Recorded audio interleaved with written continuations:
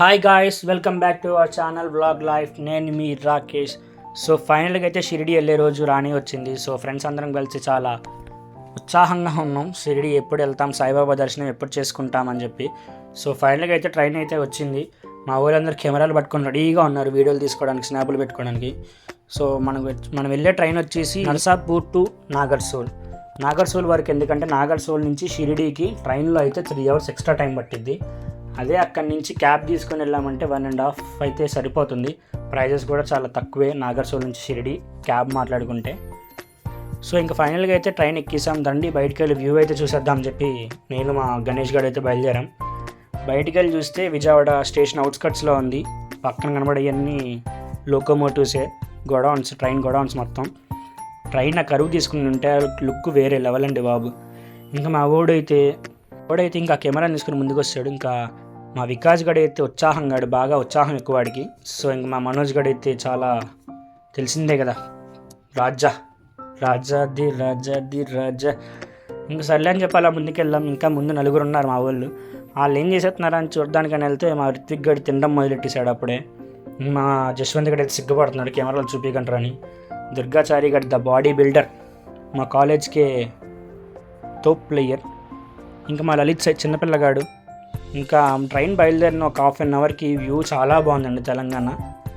కొండలు కానీ, ఆ కూల్ క్లైమేట్ కానీ మొత్తం పీస్ఫుల్గా ఉంది. అలా వెదర్ చూసుకుంటూ ట్రైన్ జర్నీ చేస్తూ ఉంటే ఆ ఫీలే వేరండి.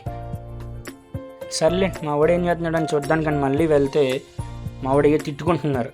సర్లే అని చెప్పి ఆపేసి కట్ చేయరా అంటున్నాడు. సర్లేరా బాబు ఏం వదిలేరా అన్న. మా రిత్విక్ గడ్ నవ్వుతున్నాడు. ఇంకా మా దుర్గాచారి గడ్ అయితే ఏదో ఆలోచిస్తున్నాడు.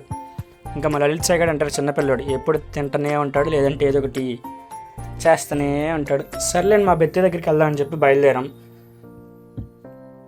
ఇంకా వెళ్తా ఉండేసరికి మా వికాస్ గడ్ మంచి ఊపు జోష్లో ఉన్నాడు, ఏదో చేస్తున్నాడు. కెమెరా అని చేసి ఫోన్ తిప్పేశాడు. ఏం చేస్తున్నాడు మరి ఆడికే తెలియాలి, సిగ్గుపడుతున్నాడు మళ్ళీ. ఇంక మా మనోజ్ గడ్ అయితే ఉత్సాహంగా ఉన్నాడు, ఎప్పుడు వెళ్తామా అని చెప్పి. ఇంకా మా గణేష్ గాడు హాయ్ అని చెప్తున్నాడు, ఏదేదో చేస్తున్నాడు. ఆడు ఏం చేస్తున్నాడు ఆడికే తెలియదు, సిగ్గుపడిపోతున్నాడు. కానీ మా ట్రైన్లో మా పక్క బెత్తు చిన్నపిల్లలు పడ్డారండి. వాళ్ళతో ట్రైన్ జర్నీ చేసాం. చాలా సరదాగా, టైం తెలియలేదు, ముందు ఆడుకుంటూ వెళ్ళిపోయాం. వాళ్ళు కూడా వాళ్ళ పిల్లలు కూడా ఏం అనలేదు, వాళ్ళ పేరెంట్స్ కూడా చాలా హ్యాపీగా మాతో జర్నీ చేశారు, కలిసిపోయారు మాలో ముందుగా. మా ఊడు జశ్వంత్ కూడా అయితే ఏం చూస్తున్నాడు ఆడికే తెలియదు. ట్రైన్ ఆగింది లేదు, బయటకు వచ్చి ఎవరినో చూసేస్తున్నాడు. ఇంకా ట్రైన్ వెళ్ళట్లేదని చెప్పి మా ఊడు నెడతా ఉన్నాడు. అది ఎంతకీ వెళ్ళట్లేదు. ఇంకా మా వికాస్ గారు బాడీ బిల్డర్ వచ్చాడు బయటికి, ట్రైన్ నెడదామని చెప్పి మళ్ళీ లోపలికి వెళ్ళిపోయాడు. మళ్ళీ మా వాడి లాక్కొచ్చాడు. వికాస్ గారు ట్రైన్ నెడుతున్నాడు కానీ ట్రైన్ వెళ్ళట్లేదు. ఇంకా అలా సాహసాలు చేస్తా ఉన్న ట్రైన్ నెట్టుకుంటూ ఫైనల్గా అయితే ఒక స్టేషన్కి అయితే వచ్చేసాం. సో ఇక్కడ నుంచి జర్నీ అనేది చాలా ట్విస్టులుగా వెళ్ళింది మాకు. ఎందుకంటే మా టికెట్స్ అన్నీ చెప్పాగా, ఆర్ఏసీ ఒక బెర్త్లో 2 వేసి కూర్చున్నాం. సో ఫైనల్గా టీసీ వచ్చాడు. సార్ మాకు బెర్త్ అడుక్కుంటా కూర్చున్నాం. ఆయన్ని బెత్తులు లేవమ్మా, గిత్తులు లేవమ్మా అంటున్నారు. ఫైనల్గా అయితే 9 మందిలో ఒక 6 అయితే ఫుల్ బెత్తులు ఇచ్చారు, మిగతా వాళ్ళకి వేయలేదు. ఇద్దరం కూర్చున్నాం.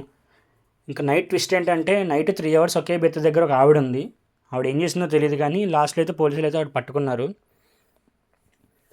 ఇంకా నాగర్సోల్కి దగ్గరికి వచ్చాం. సో మా బ్యాచ్ అంతా కలిసి రెడీగా ఉంది బయటికి దిగడానికి. మా దుర్గాచారికి అయితే డ్రెస్ మార్చాడు. ఫైనల్గా అయితే నాగర్సోల్ అయితే రీచ్ అయిపోయాం.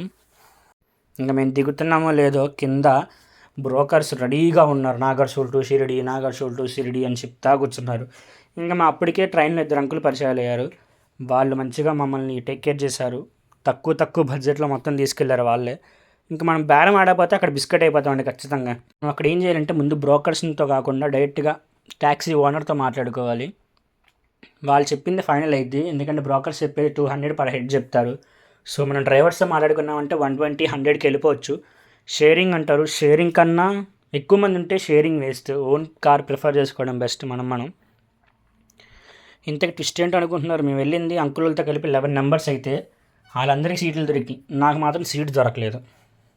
ఇంక సర్లే వ్యాన్ ఏంటిదా అని చూస్తే చిన్న వ్యాన్, నాకేమి అందులో సీట్ లేదు. నేనేం చేయాలో నాకు తెలియదు, మైండ్ పోయింది. సర్లే డ్రైవర్ గారు ఏం చేద్దాము అంటే, మీ హూనా నేను చెప్తా కదా ఆగు అని హిందీలో ఏదో చెప్తున్నాడు. ఆడేదో మాట్లాడుతున్నా మనకేం అర్థం కాదు హిందీలో. మనకేమో హిందీ రాదా ఎక్కడ ఉన్న వాళ్ళకి. సర్లే అని చెప్పి బాబాయ్ తీసుకెళ్ళాడు వేరే దగ్గరికి. వేరే గారికి ఎక్కిస్తాను రారా బాబు అని. సర్లే రా మీరు ఆగండి రా, వాళ్ళు ఎక్కడ తీసుకెళ్తున్నారు. సర్లే బాబు నేను వేరే గారికి ఎక్కిస్తున్నాను హిందీ ఏదో చెప్పాడు, మనకు అర్థం కాలేదు. ఇంకా మా శ్యామ్ కూడా అయితే మంచిగా నవ్వుకుంటున్నాడు, ఆడు ఎక్కడికో వెళ్ళిపోయాడు రాడరా ఇంకా అని చెప్పి. సో ఇంకా ఫైనల్గా అయితే బయలుదేరాం. కానీ నాగర్సూల్లో దిగినప్పుడు మనం చాలా జాగ్రత్తగా ఉండాలండి, ఎందుకంటే బ్రోకర్స్ హై రేంజ్లో రేట్ చెప్తారు. సో మనం వాళ్ళని దాటుకొని వెళ్ళాలంటే కార్ ఓనర్స్ని దగ్గరికి వెళ్ళి వాళ్ళతో మాట్లాడాలి.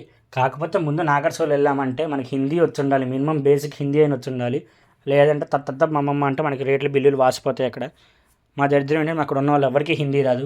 మా వికాస్ గడికి ఏదో హిందీ వచ్చి అంటాడు, కానీ అడిగి కూడా హిందీ రాదు, తొత్తుతో తుత్తు అన్నాడు. కానీ ఫైనల్గా అయితే అక్కడి నుంచి వచ్చేసరికల్లా అందరం హిందీ అయితే నేర్చుకున్నాం, ఏదో అటు ఇటు పడి. షిరిడీ నాగర్సూల్ కన్నా షిరిడీలో దిగడం చాలా వేస్ట్, నాగర్సూల్లో దిగడం చాలా బెస్ట్. ఎందుకంటే నాగర్సూల్ నుంచి షిరిడీకి మధ్యలో 3 hours ట్రైన్ జర్నీ. అదే ట్యాక్సీ పట్టుకొని వెళ్ళామంటే మినిమం 1.5 hour 2 hours షిరిడీ అయితే వెళ్ళిపోతాం. కానీ షిరిడీ నుంచి ట్రైన్లో జింకలు కనబడతాయి అంటారు, కానీ నాకు తెలీదు. ఇక్కడ నుంచి విలేజ్లో నుంచి అయితే మనం వెళ్తాం బయటికి. విలేజెస్ చిన్న చిన్న పల్లెటూర్లు తరుగులుతూ ఉన్నాయి, మనకి మధ్యలో జింకలు కూడా కనబడుతున్నాయి అండి. ట్రైన్లోనే అనుకున్నాను, రోడ్డు మీద వెళ్ళిన జింకలు కనబడుతుంది. ఇంకా మన బాబాయిలు బండి ఎలా నడుపుతున్నారంటే గాల్లో నడుపుతున్నారు, విమానం నడిపినట్టు. ఎన్ని దొడ్డుదారుల నుంచి వెళ్ళారు వాళ్ళకే తెలియాలండి బాబాది. కొంచెంసేపు మీరే ఆ వ్యూ చూస్తూ ఉండండి. I look at you and it's easy to see you are that someone I've been trying to meet. I got your number, won't you pick up the phone? Don't leave me hanging on the dial tone. Think back to the night that we met. Jumping in the అయితే room booking అంటారా, మేము ముందుగానే చేసాం. అక్కడ వచ్చేసి 3 types of ఆశ్రమాలు ఉంటాయి. అందులో మనం బుక్ చేసుకుంది వచ్చేసి భక్త నివాస్. ముందుగా బుక్ చేసుకోవాలి ఎన్ని డేస్ అనేది. మన మినిమం వచ్చేసి 2 days ఇస్తారు. మనం 2 days బుక్ చేసుకున్నాం, మనకన్నా మన ముందు 4 days ఎక్స్ట్రా 2 days మళ్ళీ అక్కడికి వెళ్ళి ఎక్స్టెండ్ చేసుకోవాలి. అక్కడ వచ్చేసి మనకి డిస్ప్లే చేస్తున్నాం చూడండి, అవన్నీ అక్కడ ఉన్న పత్రాలు. సో మనకి ప్రైజెస్ కూడా వెరీ రీజనబుల్గా ఉంటాయి. రూమ్కి వచ్చేసి 250 పడిద్ది, రూమ్కి వచ్చేసి 3 మినిమం 5 ఉండొచ్చు. సో మేము వెళ్ళింది మొత్తం 9 numbers కాబట్టి 2 rooms బుక్ చేసుకున్నాం. అదే మనం ఇంకా ఎక్కువ మంది వెళ్ళి ఒక 20 to 30 numbers వెళ్ళామంటే మనం ఒక మొత్తం హాల్ లాగా మొత్తం బుక్ చేసుకోవచ్చు. ఒక పెద్ద హాల్ ఇచ్చేస్తారు మనకి, అందులో ఉండొచ్చు. ఇంకా మనం గుడి వ్యూ ఎలాగో చూడలేం కాబట్టి బయట నుంచి వ్యూ చూపిస్తున్నాం చూడండి. ఇదే వచ్చేసి మేము ఉంటున్న హోటల్, అంటే చెప్పే కదా భక్త నివాస్. సో లోపలికైతే వెళ్దాం పదండి. లోపలికి వెళ్తూనే మంచిగా మా వాళ్ళు వెనక నుంచి ఓయిల్ వేసుకుంటున్నారు. ఎందుకు ఓయిల్ వేసుకుంటున్నారు మీరు అర్థం చేసుకోండి.